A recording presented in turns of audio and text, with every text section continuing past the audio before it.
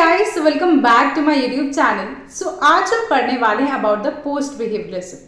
हमने previous parts में already behaviourism के बारे में कवर कर लिया था। हमने वहाँ पे उसके फीचर्स भी देख लिए थे, उसके क्रिटिसिजम्स भी देख लिए थे एंड आज हम कवर करने वाले हैं about the post behaviouralism. So without wasting any more time, let's get into that. Okay, so as I told you कि आज हम पोस्ट बिहेवियरलिज्म के बारे में पढ़ने वाले हैं। तो हम पहले पोस्ट बिहेवियरलिज्म का इंट्रोडक्शन देख लेते हैं, that what was post behaviourism.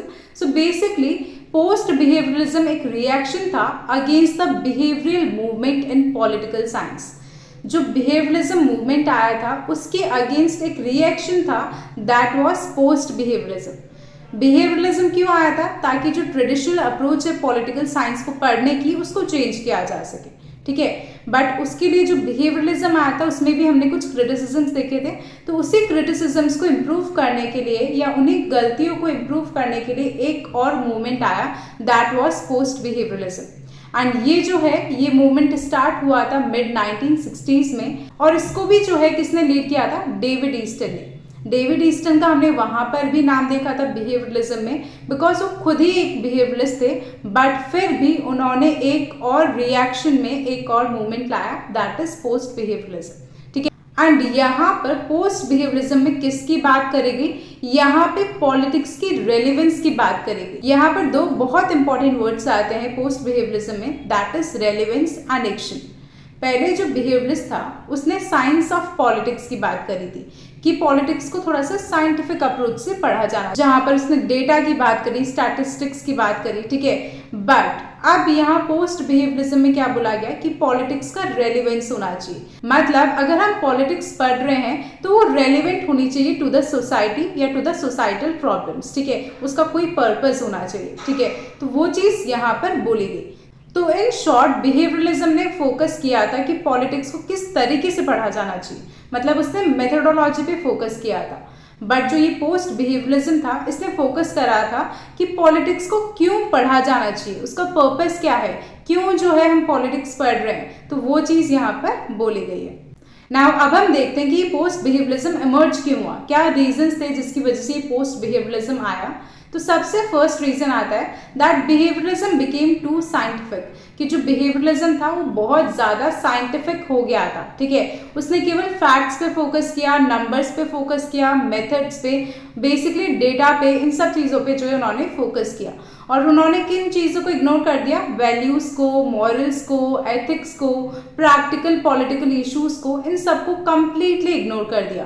तो केवल उन्होंने बेसिकली डेटाज, नंबर्स, इन पे फोकस किया एंड इन चीज़ों को कंप्लीटली इग्नोर कर दिया। तो यहाँ पे जो पोस्ट बिहेवियरलिस्ट थे उन्होंने सोचा कि ये तो एकदम गलत हुआ। अगर आप फैक्ट्स, नंबर्स और मेथड्स पे फोकस कर रहे हो तो that is a very good thing, but आप इसके साथ साथ आप इन चीज़ों को इग्नोर नहीं कर सकते हो। दैट मीन्स मॉरल्स को, एथिक्स को, आप इन चीज़ों को इग्नोर नहीं कर सकते हो। तो उसकी वजह से यहाँ पर पोस्ट बिहेवियरलिज्म आया। एंड सेकेंड रीजन आता है हमारा पोस्ट बिहेवियरलिज्म के आने का, that is social unrest in the 1960s।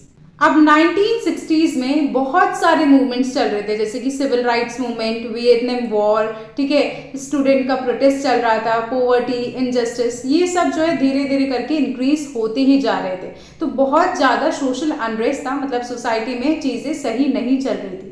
And जो पॉलिटिकल साइंटिस्ट है वो केवल इन डेटा, नंबर्स, फैक्ट्स को कलेक्ट करने में बिजी थे और उन्होंने कोई भी हेल्प नहीं करी कि इन रियल लाइफ प्रॉब्लम्स को सॉल्व कैसे किया जाए। तो ये एक सोल्यूशन ड्रिवन अप्रोच पे वो लोग नहीं चले, वो बस बिजी थे कि कहाँ पे क्या चल रहा है, क्या डेटा है, क्या नंबर्स है, क्या फैक्ट्स है। तो उस पर कहीं ना कहीं फोकस था बिहेवियरलिस्ट का, या फिर हम कह सकते हैं पॉलिटिकल साइंटिस्ट का, कि जो बिहेवियरलिज्म में बिलीव करा करते थे तो वो केवल डेटा की, नंबर्स की, इन सब की बातें कर रहे थे instead of helping to solve these real problems, ठीक है। तो वो चीज़ हमने यहाँ पर बात करी एंड इसकी वजह से यहाँ पर पोस्ट बिहेवियरलिज्म आया as a reaction against that behaviouralism movement. Then the third reason is crisis of relevance। जो स्कॉलर्स थे, जो स्टूडेंट्स थे, वो सब ये क्वेश्चन करने लग गए कि पॉलिटिकल साइंस का फिर मतलब ही क्या है अगर ये सोसाइटी को इम्प्रूव नहीं कर सकती। बिकॉज यहाँ पर जस्ट अभी हमने देखा कि बिहेवियरलिज्म ने किस पे फोकस कर दिया था, केवल डेटाज पे, स्टैटिस्टिक्स पे, नंबर्स पे, फैक्ट्स पे, इन पे उन्होंने केवल फोकस अपना रखा था और उन्होंने इम्प्रूवमेंट के लिए कि इन रियल लाइफ प्रॉब्लम्स को कैसे सॉल्व किया जाए या जो सोसाइटी है उसको कैसे इम्प्रूव किया जाए, इस पे कम्प्लीटली ध्यान अपना इग्नोर कर दिया था। तो इसलिए लोग क्वेश्चन करने लग गए दैट पॉलिटिकल साइंस का यूज ही क्या है अगर ये सोसाइटी को इम्प्रूव नहीं कर सकती। ठीक है, तो यहाँ पे इसके लिए एक नई अप्रोच की जरूरत थी।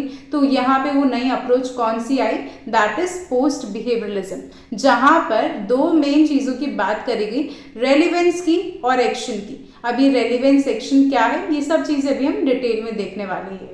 तो अगर हम पोस्ट बिहेवियरलिज्म का मीनिंग देखें या इसकी डेफिनेशन देखें तो पोस्ट बिहेवियरलिज्म मतलब एक ऐसा मूवमेंट पॉलिटिकल साइंस के अंदर जो कि ये बिलीव करता है कि पॉलिटिकल साइंस जो है या जो पॉलिटिकल स्टडी है वो केवल साइंटिफिक नहीं होनी चाहिए, साइंटिफिक होनी चाहिए बट केवल साइंटिफिक नहीं होनी चाहिए। ठीक है, बट वो यूजफुल भी होनी चाहिए, वैल्यू बेस्ड भी होनी चाहिए एंड उसका एम क्या होना चाहिए, रियल लाइफ प्रॉब्लम्स को सॉल्व करना, सोसाइटी को इम्प्रूव करना। तो ये होना चाहिए पॉलिटिकल साइंस का एम। ठीक है, तो इस वजह से यहाँ पर पोस्ट बिहेवियरलिज्म आया जो कि एक ऐसा मूवमेंट था जिसने ये बोला कि पॉलिटिकल साइंस को केवल साइंटिफिक वे में पढ़ा ही नहीं जाएगा बट साथ के साथ जो है यहाँ पर वैल्यूज पर या फिर मॉरल्स पर, रियल लाइफ प्रॉब्लम्स को सॉल्व करने पर भी ध्यान दिया जाएगा। तो अगर हम सिंपल वर्ड्स में बोले तो पोस्ट बिहेवियरलिज्म ये कहता है कि पॉलिटिकल साइंस जो है वो सोसाइटी की हेल्प करनी चाहिए, केवल रिसर्च पेपर्स प्रोड्यूस नहीं करने चाहिए।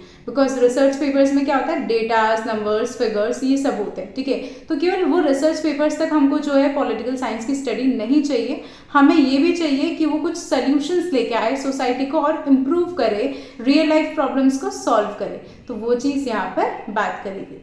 तो इसीलिए यहाँ पर जो डेविड ईस्टन है वो इसे बोलते हैं पोस्ट बिहेवियरलिज्म को क्रेडो ऑफ रेलिवेंस। यहाँ पर क्रेडो ऑफ रेलिवेंस का मतलब क्या है, तो यहाँ पर डेविड ईस्टन ने बोला है कि पॉलिटिकल साइंस दोनों होनी चाहिए, मतलब रेलिवेंट भी होनी चाहिए और एक्शन ओरिएंटेड भी होनी चाहिए। जो मैं इतनी देर से कह रही थी ना कि रेलिवेंस होना चाहिए, एक्शन होना चाहिए, तो रेलिवेंट कैसे कि रियल सोशल और पॉलिटिकल प्रॉब्लम से कनेक्टेड होनी चाहिए एंड एक्शन ओरिएंटेड कैसे कि ये एक्चुअल चेंज लेके आनी चाहिए सोसाइटी में, इंप्रूवमेंट लानी चाहिए सोसाइटी में, लोगों की लाइफ्स में जो है इसको इंप्रूवमेंट लेके आना चाहिए पॉलिटिकल साइंस को। तो इसके लिए यहाँ पर डेविड ईस्टन ने क्या बोला, post behaviourism is the credo of relevance. ठीक है, कि जहाँ पर दो चीज़ें बहुत इंपॉर्टेंट है, that is relevance and action. तो वो चीज़ हमने यहाँ पर बात करी एंड आई होप आपको यहाँ तक समझ में आया होगा जो आज हमने डिस्कस किया कि पोस्ट बिहेवियरलिज्म क्यों इमर्ज हुआ था, उसका meaning, definition and all of that. तो आई होप आपको ये सब चीज़ें क्लियर हुई होगी। बट इन केस फिर भी अगर आपको किसी भी पॉइंट में या किसी भी टॉपिक में कोई भी डाउट या कोई भी क्वेरीज रहते हैं then you can always ask me in the comment section and I try to reply all your comments as soon as possible. And अगर आपको ये वीडियो थोड़ा बहुत भी हेल्पफुल लगता है, थोड़ा बहुत भी यूजफुल लगता है, then you already know what you have to do, you have to share this video with all your friends but only if you find it helpful. अगर आपको हेल्पफुल या यूजफुल लगता है तो ही आपको ये वीडियो अपने फ्रेंड्स के साथ शेयर करनी है, otherwise it's completely fine. But the most important thing, do let me know all your valuable feedbacks and मुझे बताइए मैं कहाँ सही जा रही हूँ, क्या चीज़ मुझे कंटिन्यू रखनी चाहिए या कहाँ पर मुझे इम्प्रूव करना चाहिए। So do let me know all those valuable feedbacks in the comment section. So yeah bye bye, take care.